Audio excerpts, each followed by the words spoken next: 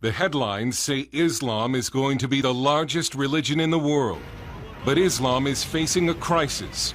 The terrible deeds of ISIS, done in the name of Allah and following the violent example of Muhammad, have horrified many Muslims who are now questioning their faith. Missionaries to the Islamic world say more Muslims have converted to Christianity since 9/11 than during the entire 14 centuries of Islamic history.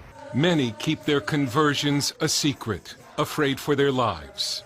In London, this British college student from a Pakistani immigrant family left Islam after a lengthy study convinced him the Quran could not be true. We hid his face because Islam teaches that apostates must be killed.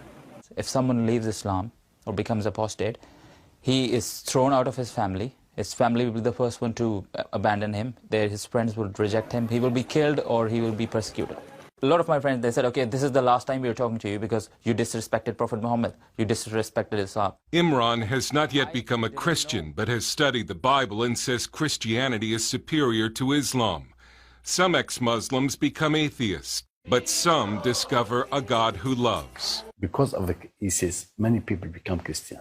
In Sweden, Pastor Fuad Rasho, himself an immigrant from Syria, has baptized more than 100 ex-Muslims. Every week,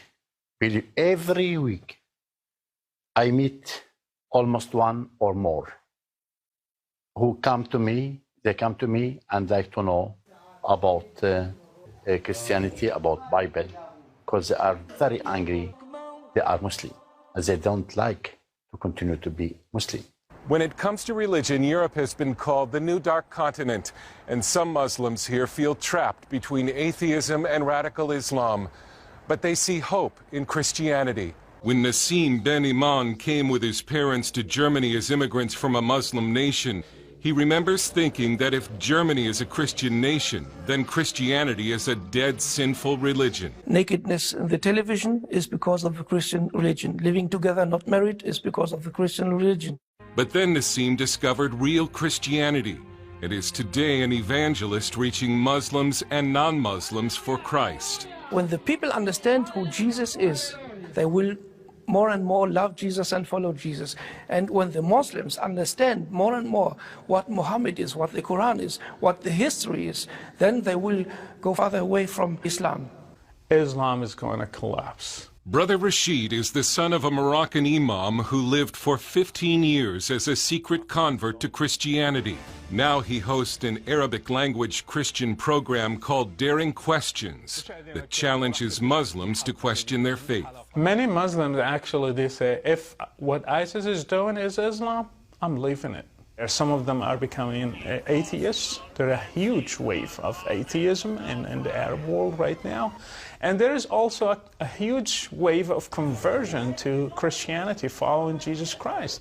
I have never seen something like this. Islam was never faced with this crisis before.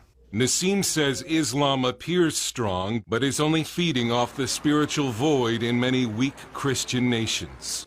Let me say, the greatest power of the Islam is the weakness of the Christians.